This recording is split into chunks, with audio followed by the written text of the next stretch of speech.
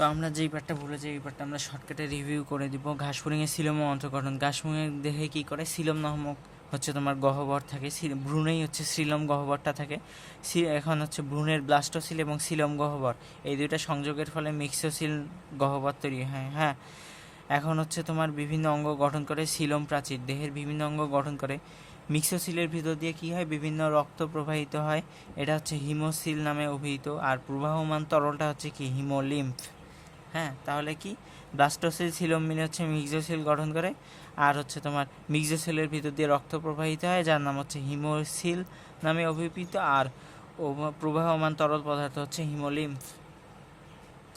ঘাসফড়িংয়ের পিঠের দিকে থাকে হচ্ছে তোমার হৃদযন্ত্র, অ্যাওর্টা, স্নায়ুরজ্জু ইত্যাদি থাকে। হ্যাঁ, তারপর হচ্ছে আর শেষ যদি হচ্ছে পশ্চাৎ পৌষ্টিক নালীর দিকে হচ্ছে কি মালপিজিয়ান নালিকা থাকে, পশ্চাৎ পৌষ্টিক নালীতে মালপিজিয়ান নালিকা, আর মধ্যবর্তী অংশে কি লালা থাকে, লালা গ্রন্থি থাকে। এটা কিন্তু সর্ববৃহৎ গ্রন্থি ঘাসফড়িংয়ের। এখন ঘাসফড়িংয়ের পৌষ্টিক তন্ত্র নিয়ে আমরা পড়ব। পৌষ্টিক নালী এবং পৌষ্টিক গ্রন্থি। পৌষ্টিক নালী কি, স্টোমোডিয়াম বা অগ্রপশ্চাৎ নালী, মেসেন্টারেন বা মধ্যপশ্চাৎ নালী, প্রোক্টোডিয়াম মানে পশ্চাৎ নালী।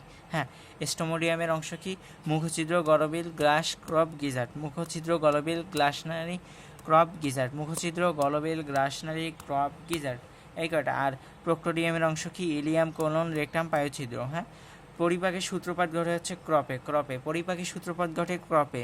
পরিপাকের সূত্রপাত ঘটে ক্রপে, বুঝছো? আর 6 জোড়া হেপাটিকাস শিরা থাকে, 6টা দাঁত থাকে, রেকটাল প্যাপিলা 6টা, পাইরোলিক স্ফিংক্টার 6 জোড়া, প্যাড 6 জোড়া। শুধু 6টি কী থাকে, রেকটাল প্যাপিলা আর দাঁত, এইটা 6টা করে থাকে।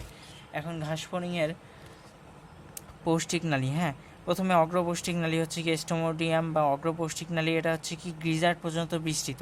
গিজার্ড পর্যন্ত বিস্তৃত, ভ্রূণীয় একটোডাম থেকে উৎপূত, অন্তঃপ্রাচীর কাইটিন নির্মিত। এই তিনটা ইনফরমেশন। স্টোমোডিয়াম হচ্ছে গিজার্ড পর্যন্ত বিস্তৃত, মুখছিদ্র থেকে গিজার্ড পর্যন্ত বিস্তৃত। এই যে মুখছিদ্র থেকে গিজার্ড পর্যন্ত বিস্তৃত, একটোডার্ম থেকে উদ্ভূত, কাইটিন নির্মিত প্রাচীর, অন্তঃপ্রাচীর। আচ্ছা, মুখছিদ্র হচ্ছে সিবেরিয়াম নামক প্রকোষ্ঠের গোড়ায় অবস্থিত ছিদ্র বিশেষ। এটা হচ্ছে কি মুখে খাদ্য প্রবেশ করে, গলবিল হচ্ছে গ্রাসনালীতে নিয়ে যায়, গলবিলের কাজ। গ্রাসনালী কী হলে খাদ্যবস্তু মুখ থেকে বহন করে ক্রপে পৌঁছায় দেয় হচ্ছে গ্রাসনালী। হ্যাঁ, তাহলে মুখছিদ্র, গলবিল, গ্রাসনালী, ক্রপে কী হয়, খাদ্যবস্তুর পরিপাকের সূত্রপাত ঘটে, কারণ এখানে হচ্ছে কি লালার এনজাইম থাকে। হ্যাঁ, লালার এনজাইমগুলো খাদ্যবস্তু পরিপাকের সূত্রপাত ঘটায়। এছাড়াও কি ক্রপে সংকোচনে খাদ্যবস্তু হালকা পাতলা কিছুটা ক্রপে হচ্ছে তোমার খাদ্য চূর্ণ হয়। তারপর গিজার্ড বা পেন্টিকুলার, এখানে হচ্ছে কি 6টা দাঁত, 6টা অনুলম্ব ভাঁজ নিয়ে অংশ নিয়ে গঠিত অন্তঃপ্রাচীর।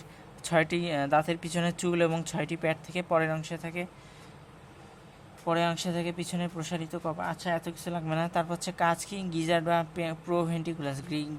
বা প্রোভেন্টিকুলাসের কাজ কি, এটা হচ্ছে কি ছাঁকনির মতো কাজ করে, বিপরীত দিকে খাদ্যবস্তুকে বিপরীত দিকে আসতে বাধা দেয়, খাদ্যবস্তুকে চূর্ণ করে দৃঢ় সংকোচন প্রসারণের মাধ্যমে, খাদ্যবস্তুকে মেসেন্টারে প্রবেশের সময় আরেকবার হচ্ছে ছাঁকনি করে বিপরীত দিকে আসতে বাধা দেয়। মধ্যপৌষ্টিক নালী কি, এটা হচ্ছে কি তোমার মধ্যপৌষ্টিক নালী হচ্ছে তোমার নাম হচ্ছে মেসেন্টারন। এটা হচ্ছে গিজার্ডের পর থেকে হচ্ছে মধ্যপৌষ্টিক নালী শুরু হবে, অ্যান্ড্রোডার্ম থেকে সৃষ্টি হয়। এটা হচ্ছে অ্যান্ড্রোডার্ম থেকে সৃষ্টি হয়। অন্তঃপ্রাচীরটাকে মেসেন্টারনের অন্তঃপ্রাচীর হচ্ছে কি কিউটিকলের পরিবর্তে হচ্ছে পেরিট্রফিক পর্দা নামক বৈষম্য ভেদ্য পর্দা দিয়ে আবৃত। হ্যাঁ,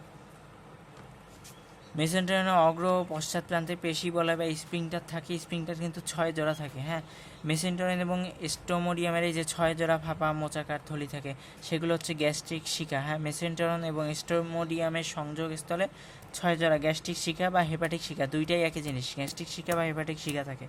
হ্যাঁ, এরা হচ্ছে কি পাচক রস ক্ষরণ করে, অবশ্যই গ্যাস্ট্রিক শিকা যেহেতু। এছাড়া হচ্ছে কি অসংখ্য ভিলাই থাকে আন্তঃপ্রাচীয় কোষে, এগুলো হচ্ছে মালপিজিয়ান নালিকা রেচন অঙ্গ হিসেবে কাজ করে। হ্যাঁ, মেসেন্টারনের শেষ অংশে যে সূক্ষ্ম চুলের মতো গঠন, হ্যাঁ হলুদ বর্ণের অঙ্গাণু, সূক্ষ্ম চুলের মতো হলুদ বর্ণের অঙ্গাণু, এগুলো হচ্ছে মালপিজিয়ান নালিকা হিসেবে কাজ করে, মূলত রেচন অঙ্গ এটা। তারপর হচ্ছে পশ্চাৎ পৌষ্টিক নালী। হ্যাঁ, ভিলাই কিন্তু থাকে হচ্ছে যে মেসেন্টারনেই ভিলাই থাকে, বৈষম্যবৃদ্ধ পর্দা তার উপর মেসেন্টারনে থাকে। হ্যাঁ, প্রোক্টোডিয়াম বা পশ্চাৎ পৌষ্টিক নালী কি অ্যাক্টোডার্ম থেকে উদ্ভূত, অবশ্যই। প্রথমটা অ্যান্ড্রোডার্ম, পরের দুইটা অ্যাক্টোডার্ম। প্রথমটা অ্যাক্টোডার্ম, মাঝেরটা অ্যান্ড্রোডার্ম, আবার হচ্ছে অ্যাক্টোডার্ম। এটা ইলিয়াম, কোলন, রেকটাম, পায়োছিদ্র। হ্যাঁ, ইলিয়াম তো হচ্ছে কি পরিপাকৃত খাদ্য শোষিত করে, কোলন হচ্ছে কি পানিসহ শোষিত হয়, বাকি অংশটা পানিসহ। তারপর হচ্ছে রেকটাম বা প্যাপিলা 6টি রেকটাল প্যাপিলা নামক অনুলম্ব ভাঁজ গঠন করে। পায়ুছিদ্র হচ্ছে দশম খণ্ডে, হ্যাঁ দশম খণ্ডে হচ্ছে পায়ুছিদ্র থাকে। এটা হচ্ছে কাজ হচ্ছে মল অপসারণ করা। পৌষ্টিক গ্রন্থি কি? লালা গ্রন্থি থেকে ঘাসফড়িংয়ের আক্কাস হয়, অ্যামাইলেস কাইটিনেস আর হচ্ছে সেলুলোজ সম্ভবত, এই কয়টা হচ্ছে এনজাইম থাকে। মেসেন্টেরন মধ্যপৌষ্টিক নালী ও অন্ত আবরণ থেকে হচ্ছে তোমার এই যে পাচক রস ক্ষরণ হয়, হেপাটিক শিখা বা গ্যাস্ট্রিক শিখা, হ্যাঁ এখান থেকেও পাচক রস ক্ষরণ হয়, গ্যাস্ট্রিক শিখা থেকেও পাচক রস ক্ষরণ হয়। তারপর হচ্ছে তোমার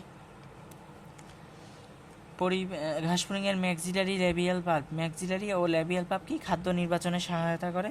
পরিপাক, হ্যাঁ ঘাসফড়িংয়ের পরিপাকটা অনেক সময় আসতে পারে মানুষের সাথে পরিপাকের পার্থক্য বা তুলনা দিতে বললে।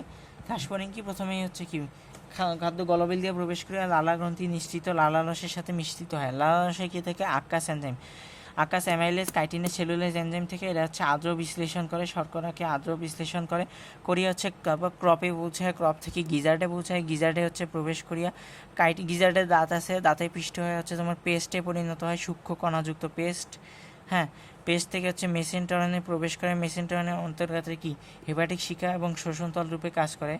এগুলো হচ্ছে ওই যে তারপর হচ্ছে কি মেসেন্টেরনে পৌঁছার পর হেপাটিক শিখা ও মেসেন্টেরন থেকে নিঃসৃত অ্যামাইলোলাইটিক এনজাইম, প্রোটিওলাইটিক এনজাইম ও লাইপোলাইপিটিক এনজাইমের কার্যকারিতায় খাদ্যবস্তু পরিপাক হয়ে সরল তরলে পরিণত হয়। তারপর হচ্ছে এখানে দেখো খাদ্যসার শোষণ, গ্লুকোজের অধিকাংশই হেপাটিক শিখাতে শোষিত হয়। হ্যাঁ মূলত শোষণ হয় কোথায়? মেসেন্টেরনে এবং হেপাটিক শিখার প্রাচীরে বিদ্যমানে হচ্ছে খাদ্যসার শোষণ হয়। আত্তীকরণ মানে হচ্ছে কি? হিমোসিলে দেহে যায় আর কি। শোষিত খাদ্যসার হিমোসিলে প্রবেশ করে, হিমোসিল থেকে হচ্ছে হিমোলিম্পের মাধ্যমে সারা দেহে বাহিত হয়, শক্তি পূরণ বৃদ্ধি হয় আর শেষমেশ বর্জ্য নিষ্কাশন হয়। আর এখানে তোমার হচ্ছে কি amylolytic enzyme, amylase maltase lactase invertase, amylase maltase